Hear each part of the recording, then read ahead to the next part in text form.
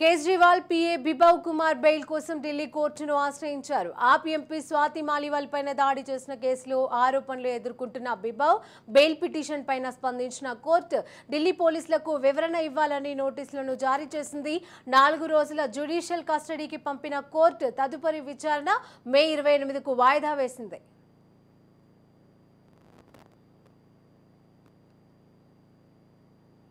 Chittoor